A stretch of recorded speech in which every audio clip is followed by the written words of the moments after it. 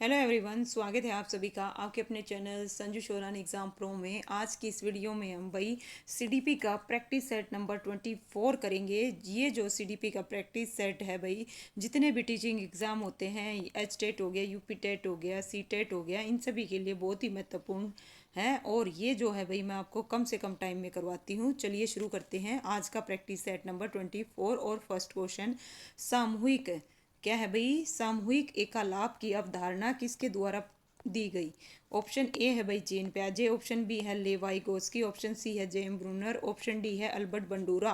तो सामूहिक एकालाप की जो अवधारणा है वो किसके द्वारा दी गई भाई, जीन प्याजे के द्वारा दी गई। किसके द्वारा भाई, जीन प्याजे के द्वारा दी गई। जीन प्याजे के अनुसार जो पूर्व सक्रियात्मक अवस्था है यानी कि प्री ऑपरेशनल स्टेज, जो कि कितने होते हैं भाई, 2 से 7 साल में बालक सामूहिक एकालाप का क्या करता है भाई, प्रदर्शन करता है।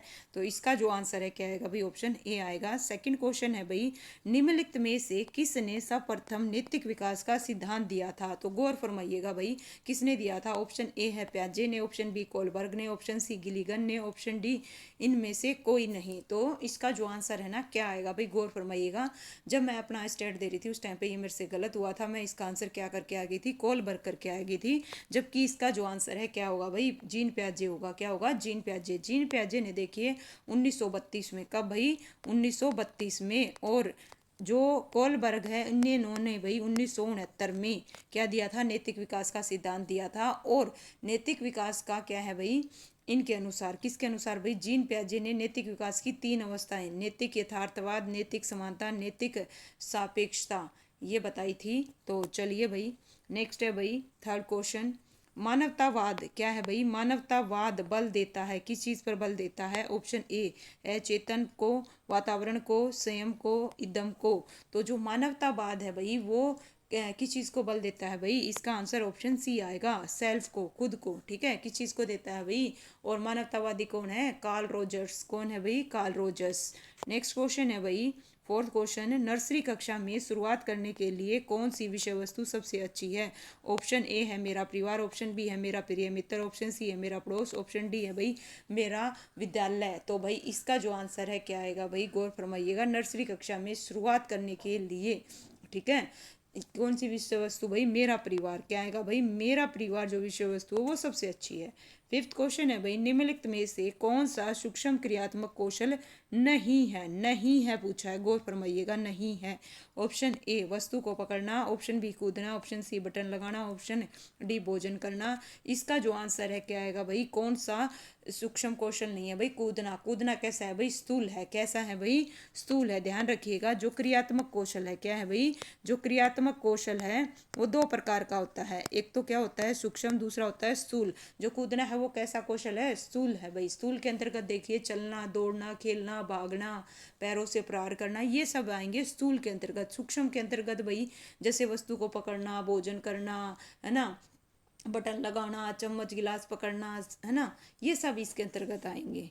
नेक्स्ट है भाई सिक्स क्वेश्चन, मोस्ट इंपॉर्टेंट भाई, मैस्लो से एक क्वेश्चन कंफर्म आता ही आता है। तो मैस्लो हो गया, जीन प्याजे हो गया, विकास हो गया, ये टॉपिक भाई बिल्कुल आते ही आते हैं। एक नहीं 2 क्वेश्चन भी आ जाते हैं कई बार। मैस्लो के पदानुक्रम में अंतिम चरण को क्या कहा जाता है। ऑप्शन ए सम्मान की जरूरत, ऑप्शन बी सुरक्षा की जरूरत, ऑप्शन सी शारीरिक जरूरत, ऑप्शन डी आत्मबोध। तो इसका जो आंसर है क्या आएगा भाई, मैस्लो के पदानुक्रम में अंतिम चरण को आत्मबोध या आत्म अनुभूति चरण कहा जाता है। तो अब्राहिम मैस्लो ने भाई, किसने, अब्राहिम मैस्लो ने 1954 में, इनकी पुस्तक थी मोटिवेशन एंड पर्सनैलिटी में क्या सिद्धांत दिया था, मांग सिद्धांत या फिर आवश्यकताओं का क्या दिया था भाई, पदानुक्रम सिद्धांत प्रस्तुत किया था। इन्होंने 5 मूलभूत आवश्यकताएं बताई थी। क्या बताई थी भाई, 5। जिसमें सबसे पहली कौन सी है भाई, सबसे पहली है शारीरिक जरूरत। कौन सी है भाई, शारीरिक जरूरत, ऑप्शन है ना। और इसके बाद क्या आती है भाई, सुरक्षा की जरूरत। ठीक है, तीसरे नंबर पर क्या आएगी भाई, सामाजिक। क्या आएगी, सामाजिक, जो यहाँ दे नहीं रखी भाई, तीसरी तीसरी आएगी सामाजिक, चौथी आएगी सम्मान की जरूरत, और पांचवी आएगी आत्मबोध। ये 5 बताई थी भाई। ठीक है, नेक्स्ट है भाई सेवंथ, गौर फरमाइएगा। एक छात्र पढ़ रहा है, उसका नाम लेकर किसी ने बुलाया, तो इनमें से किस संवेदना द्वारा वह अपनी अनुक्रिया प्रकट करेगा। ऑप्शन ए दृष्टि संवेदना, ऑप्शन बी स्पर्श स्पष्ट संवेदना, ऑप्शन सी ध्वनि संवेदना, ऑप्शन डी आएगा प्रत्यक्षणा संवेदना। तो भाई इसका जो आंसर है ऑप्शन सी आएगा ध्वनि संवेदना। देखिए ध्वनि संवेदना, ज्ञान इंद्रियों के द्वारा व्यक्ति पर होने वाले प्रभाव को संवेदना कहते हैं। यदि कोई छात्र पढ़ रहा है, उसका नाम लेकर कोई व्यक्ति बुलाता है तो सर्वप्रथम वह हाँ में जवाब देगा और वह अपनी अनुक्रिया ध्वनि संवेदना के माध्यम से क्या करेगा भाई, प्रकट करेगा। नेक्स्ट क्वेश्चन है भाई एट्थ, अगर किसी कार्य को करते समय बच्चा उबाऊ महसूस करे तो यह संकेत है कि बच्चा बुद्धिमान नहीं है, बच्चे में सीखने की क्षमता नहीं है, बच्चे को अनुशासित होने की जरूरत है, कार्य यांत्रिक रूप से दोहराया जा रहा है। इसका जो आंसर है क्या आएगा भाई, ऑप्शन है डी आएगा। नाइन्थ क्वेश्चन है भाई, किसी विशेष कार्य को कैसे करना है इसके ज्ञान को डैश कहा जाता है। ऑप्शन ए समावेशित ज्ञान, ऑप्शन बी अनुबंधित ज्ञान, ऑप्शन सी घोषणात्मक ज्ञान, ऑप्शन डी प्रक्रियात्मक ज्ञान। अगर किसी कार्य को करते समय बच्चा है ना, तो ये क्या है भाई, देखिए अगर वो ऊपर वाला पढ़ गई भाई मैं, देखिए अगर किसी विशेष कार्य को कैसा करना है, इस ज्ञान को क्या कहा जाता है भाई, क्या कहा जाता है, प्रक्रियात्मक ज्ञान कहा जाता है। इसका जो आंसर है क्या आएगा भाई, ऑप्शन है डी आएगा। क्या आएगा भाई, डी आएगा, क्रियात्मक ज्ञान कहा जाता है। टेंथ क्वेश्चन है भाई, इनमें से किसके प्रयोग में कुत्ता एक विषय था। तो बताइए भाई किस में था, थॉर्नडाइक था, पावलाव था, स्किनर था, कोलर था। तो ये भाई इसका जो आंसर है क्या आएगा भाई, पावलाव आएगा। क्या आएगा भाई, पावलाव। IP पावलाव एक जो थे रूसी वैज्ञानिक थे भाई, इन्होंने पाचन क्रिया है ना के दैहिक का विशेष रूप से अध्ययन आरंभ किया था और उनका यह अध्ययन बहुत ही महत्वपूर्ण और लोकप्रिय हुआ। और 1900 का भाई एक और इम्पोर्टेंट फैक्ट है, ध्यान रखिएगा, 1904 में का भाई 1904 में उन्हें इसके लिए क्या मिला था भाई, नोबल पुरस्कार भी मिला था। क्या मिला था, नोबल पुरस्कार। कब भाई, 1904 में। इंपॉर्टेंट है, पूछा जा सकता है। नेक्स्ट क्वेश्चन है भाई, विद्यालय से अनुपस्थित और पलायन का क्या कारण है। पाठ्यक्रम में रुचि, शिक्षण का तुच्छ तरीका, अप्रभावी अध्यापक, ऑप्शन डी उपलिखित में से सभी। तो ऊपर लिखित में से ये सभी इसका आंसर आएगा। ये सारे के सारे भाई है ना विद्यालय में अनुपस्थित होने के क्या है, कारण है। नेक्स्ट है भाई, कौन सा सीखना स्थायी होता है। तो बताइए भाई कौन सा सीखना स्थायी होता है, रटकर, सुनकर, समझकर, देखकर। तो भाई इसका जो आंसर है क्या आएगा भाई, ऑप्शन है सी आएगा। समझकर सीखना क्या होता है भाई, स्थायी होता है। 13 क्वेश्चन है, विद्यार्थियों में श्रम की स्फूर्ति का विकास करने के लिए शिक्षक अपने ही श्रम में प्रवृत्ति दिखाएगा। ऑप्शन बी शिक्षक श्रम के महत्व पर व्याख्यान करेगा, मतलब लेक्चर देगा। समय समय पर विद्यार्थियों को श्रम करने के अवसर देना पड़ेगा, विद्यार्थियों को श्रम करने वाले लोगों का उदाहरण देना पड़ेगा। इसका जो आंसर है भाई ऑप्शन सी आएगा। क्या आएगा भाई, ऑप्शन है सी आएगा। निम्नलिखित में से कौन सा मनोवैज्ञानिक व्यवहारवाद से संबंधित नहीं है। वाटसन, स्किनर, हल, फ्रॉइड। तो इसका जो आंसर है क्या आएगा भाई, सिगमंड फ्रॉइड आएगा, जो कि व्यवहारवाद से संबंधित नहीं है। किस चीज से है भाई, मनोविश्लेषणवाद सिद्धांत से संबंधित है। ठीक है। नेक्स्ट है भाई 15th क्वेश्चन है, विकास के सिद्धांत के अनुसार इनमें से कौन सा कथन सत्य है। तो हमसे क्या पूछा भाई, कौन सा कथन सत्य है। विकास की सभी प्रक्रियाओं के बीच संबंध नहीं होता, संबंध होता है भाई, ये गलत है। यह लगातार चलने वाली प्रक्रिया नहीं है, प्रक्रिया है भाई। विकास हमेशा रेखीय होता है, नहीं भाई हमेशा रेखीय नहीं होता। लीजिए भाई, तो एकमात्र ऑप्शन क्या बच गया, डी बच गया भाई। यह सभी के लिए समान गति से नहीं होता, बिल्कुल करेक्ट है भाई। और विकास क्या है भाई, जीवन पर्यंत होता है। और विकास में व्यक्तिगत भिन्नताएं होती है और एक निश्चित प्रतिमान का क्या करता है भाई, ये अनुसरण करता है विकास। एक और इम्पोर्टेंट भाई, अनुवांशिकता और पर्यावरण दोनों के द्वारा प्रभावित होता है। नेक्स्ट है भाई 16 क्वेश्चन है, किसी प्रकार की अक्षमता के बावजूद सभी बच्चे निम्न में सक्षम होते हैं। ऑप्शन ए चलने में, सुनने में, सीखने में, देखने में। तो 16 का जो आंसर है क्या आएगा भाई, सीखने में। ठीक है, क्या है भाई, सीखने में। किसी भी प्रकार की अक्षमता के बावजूद सभी बच्चे सीखने में क्या होते हैं भाई, सक्षम होते हैं। इसका जो आंसर है क्या आएगा, ऑप्शन है सी आएगा। 17 क्वेश्चन है भाई, दृश्य स्थानिक दुष्क्रिया एक डैश अपंगता है। ऑप्शन ए मानसिक अधिगम, ऑप्शन सी शारीरिक, ऑप्शन डी है भाई सामाजिक। तो इसका जो आंसर है 17 का क्या आएगा भाई, ऑप्शन है बी आएगा। क्या आएगा भाई, बी आएगा। दृश्य स्थानिक दुष्क्रिया एक क्या है भाई, अधिगम अपंगता है। ओके, अधिगम अपंगता का तात्पर्य क्या है भाई, सीखने की क्षमता या योग्यता में कमी अनुपस्थिति से है। अधिगम क्षमता के लिए भाई मार्गन ने 1946 में, कब भाई 1946 में दृष्टिहीनता शब्द का क्या किया था भाई, प्रयोग किया था। इंपॉर्टेंट फैक्ट है, ध्यान रखिएगा। नेक्स्ट है भाई 18th क्वेश्चन है, रमेश तथा अंकित की समान बुद्धि लब्धि 120 है। रमेश अंकित से 2 वर्ष छोटा है। यदि अंकित की आयु 12 वर्ष है तो रमेश की मानसिक आयु क्या होगी, तो वही बताइएगा क्या होगी। इसका जो आंसर है क्या आएगा, ठीक है, क्या आएगा भाई, इसका आंसर 9 वर्ष आएगा, 10 वर्ष आएगा, 12 वर्ष आएगा या 14 वर्ष आएगा। तो इसका जो आंसर है क्या आएगा भाई, क्या आएगा, ऑप्शन है सी आएगा भाई, 12 वर्ष क्या होगी इसकी, 12 वर्ष आएगा भाई, ठीक है। आपको IQ पता होना चाहिए, मानसिक आयु बटे में वास्तविक आयु गुणा में क्या होता है भाई, 100 होता है। नेक्स्ट क्वेश्चन है भाई, प्रतिवान बालक की बुद्धि लब्धि होती है तो कितनी होती है भाई, बताइएगा। जो प्रतिवान बालक है उसकी बुद्धि लब्धि कितनी होती है भाई, इसका जो आंसर है क्या आएगा भाई, ऑप्शन है बी आएगा भाई, क्या आएगा, बी आएगा, 140। कितनी होती है भाई, 140। टर्मन ने 1916 में जो स्टेफर्ड बिने परीक्षण के साथ बुद्धि लब्धि की क्या बताई थी भाई, तालिका बताई थी। उस तालिका में 130 से अधिक भाई क्या होते हैं, प्रतिभाशाली बच्चे होते हैं, ठीक है। तो भाई इसका जो आंसर है क्या आएगा भाई, बुद्धि कितनी होती है, 140 क्या मानी जाएगी भाई, इसका जो आंसर है क्या आएगा, ऑप्शन है बी आएगा। नेक्स्ट क्वेश्चन है भाई, TET क्या है, TET का उद्देश्य निम्न में से किस चीज़ का माप करना है, तो किस चीज़ का माप करना है भाई, TET का अभिक्षमता का, बौद्धिक क्षमता का, अभिवृत्ति का, मूल्य का। तो भाई इसका जो आंसर है क्या आएगा भाई, अभिक्षमता का। किस चीज़ का माप करना है भाई, अभिक्षमता का। नेक्स्ट क्वेश्चन है भाई, एक शिक्षक के लिए सबसे महत्वपूर्ण क्या है, कक्षा में अनुशासन बनाए रखना और कक्षा में समानुवर्तित होना, विद्यार्थियों की कठिनाई को दूर करना, एक सुव्यक्ता होना। तो भाई एक शिक्षक के लिए सबसे महत्वपूर्ण क्या है भाई, इसका जो आंसर है क्या आएगा भाई, विद्यार्थियों की कठिनाई को दूर करना। क्या करना भाई, विद्यार्थियों की कठिनाई को दूर करना।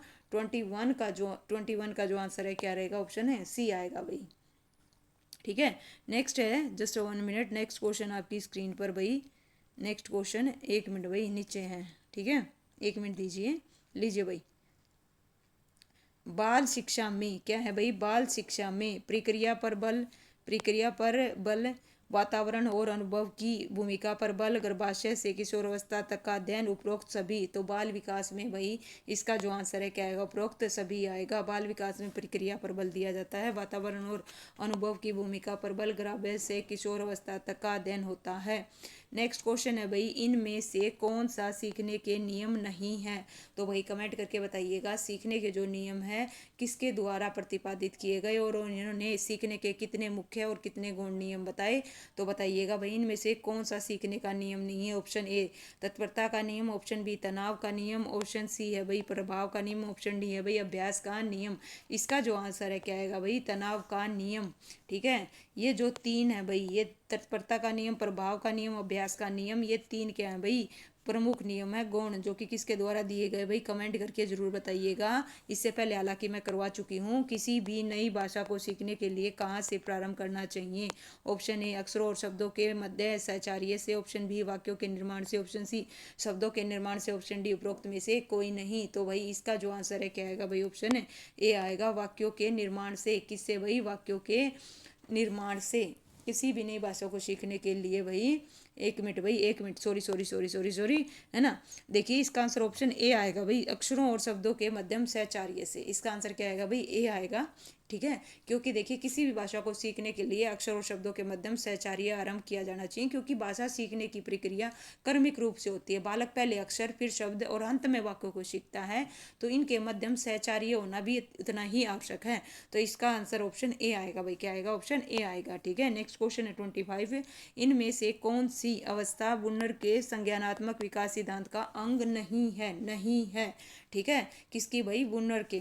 देखिए ऑप्शन ए कहता है भाई आंतपरग अवस्था, प्रतिबिंब अवस्था, ऑप्शन सी है भाई संकेतात्मक अवस्था, ऑप्शन डी है भाई क्रियात्मक अवस्था। तो भाई देखिए इसका जो आंसर है क्या आएगा भाई, कौन सा अंग नहीं है, ऑप्शन ए क्या आएगा भाई, ऑप्शन ए। ये किसके द्वारा भाई, जीन प्याजे के द्वारा। ये जो अवस्था किसके द्वारा बताई गई है भाई, जीन प्याजे के संज्ञानात्मक विकास की जो पूर्व सक्रियात्मक अवस्था है ना, उसकी ये दूसरी उपावस्था है, जो कि 4 से क्या होती है भाई, जो कि ये लगा लीजिए 4 से 7 होती है। क्या होती है, 4 से 7 वर्ष होती है, ठीक है। लेकिन जो ये क्या है भाई, व्यूहात्मक अवस्था आइकोनिक स्टेज, और संकेतात्मक को क्या बोलते हैं, सिंबॉलिक, और इसको क्रियात्मक को क्या बोलते हैं भाई, इनएक्टिव स्टेज। ये तीनों की तीनों भाई किसके द्वारा भाई, ब्रूनर के संज्ञानात्मक विकास का क्या है भाई, अंग हैं। ठीक है, नेक्स्ट क्वेश्चन है भाई, निम्नलिखित में से किस कारक का सीखने पर सबसे कम प्रभाव पड़ता है। निम्नलिखित में से किस कारक का सीखने पर सबसे कम प्रभाव पड़ता है। कम पूछा है भाई, क्या पूछा है, कम पूछा है, थकान का, आयु का, रोग का, लिंग भेद का। तो भाई इसका जो आंसर है 26 का क्या आएगा भाई, सीखने पर प्रभाव पड़ने वाले मुख्य कारण देखिए, थकान है, आयु है, रोग है, बौद्धिक क्षमता है, श्रवण क्षमता है, लेकिन दिए गए में लिंग भेद सबसे कम, क्या आएगा भाई, इसका आंसर ऑप्शन है डी आएगा, लिंग भेद। ओके, 27 है भाई, बच्चे के संज्ञानात्मक विकास हेतु उत्तम स्थान है खेल का मैदान, सभागृह, ऑप्शन सी है भाई घर, ऑप्शन डी है विद्यालय एवं कक्षा का वातावरण। तो बच्चे के यहाँ पे बात हो रही है संज्ञानात्मक विकास हेतु उत्तम साधन क्या है भाई, इसका जो आंसर है क्या आएगा, ऑप्शन है डी आएगा, विद्यालय और कक्षा का वातावरण। 28 क्वेश्चन है भाई, कल्पना के विकास के लिए ऑप्शन ए ज्ञानेंद्रियों को परीक्षित करना चाहिए, कहानी सुनाना चाहिए, रचनात्मक प्रवृत्ति के विकास पर ध्यान देना चाहिए, उपरोक्त सभी क्रियाएं करनी चाहिए। तो भाई इसका जो आंसर है क्या आएगा भाई, उपरोक्त सभी क्रियाएं करनी चाहिए। नेक्स्ट है भाई 29 क्वेश्चन, गौर फरमाइएगा, आधार आयु निम्न में से किसके मापन से संबंधित है। ऑप्शन ए रुचि, ऑप्शन बी व्यक्तित्व, ऑप्शन सी बुद्धि, ऑप्शन डी अवधान। तो भाई 29 का जो आंसर है क्या आएगा भाई, जो आधार आयु है वो किससे है भाई, बुद्धि। आधार आयु बुद्धि के मापन से संबंधित है। जिस उच्चतम आयु के सभी स्तर के प्रश्नों को भाई बच्चा हल कर लेता है उसे आधार आयु या बेसल आयु कहते हैं। क्या कहते हैं भाई, बेसल आयु कहते हैं। और जिसको हल नहीं कर पाता, ध्यान दीजिए, जिस आयु स्तर का कोई भी पर्सन हल नहीं कर पाता उसे उस बालक के लिए टर्मिनल आयु कहा जाता है। आधार आयु का संप्रत्यय, ये जो आधार आयु है भाई इसका जो संप्रत्यय कब भाई, 1912 में, कब भाई, गौर फरमाइएगा, 1912 में किसके द्वारा भाई, विलियम स्टर्न ने दिया था। ओके, नेक्स्ट क्वेश्चन है भाई 30 क्वेश्चन है, इनमें से कौन सा शिक्षण अधिगम का स्तर नहीं है, स्मृति, अवबोध, प्रावर्तित, दूरवर्ती। तो भाई इसका जो आंसर है क्या आएगा भाई, ऑप्शन है डी आएगा, दूरवर्ती स्तर शिक्षण अधिगम का स्तर नहीं है। कौन सा आएगा भाई, ऑप्शन है डी आएगा। ठीक है, तो देखिए सबसे पहले अगर मैं बात करूं स्मृति स्तर, ये क्या है भाई, मेमोरी लेवल, क्या है, मेमोरी लेवल। अवबोध स्तर यानी कि अंडरस्टैंडिंग लेवल। तीसरा है प्रावर्तित स्तर यानी कि रिफ्लेक्टिव लेवल। ये तीनों भाई किसके हैं, शिक्षण अधिगम के स्तर हैं, बाकी कौन सा नहीं है भाई। दूरवर्ती स्तर यानी कि डिस्टेंस लेवल, ये शिक्षण अधिगम का स्तर नहीं है। लीजिए भाई, इस प्रकार से हमारा प्रैक्टिस सेट नंबर 24 होता है कंप्लीट, और ये हैं भाई उसकी सॉल्यूशंस। किसी को कोई भी डाउट हो तो प्लीज़ कमेंट कीजिएगा, और वीडियो को लाइक कीजिए, शेयर कीजिए, और नेक्स्ट सेट के लिए भाई चैनल को सब्सक्राइब कीजिए। Thank you so much.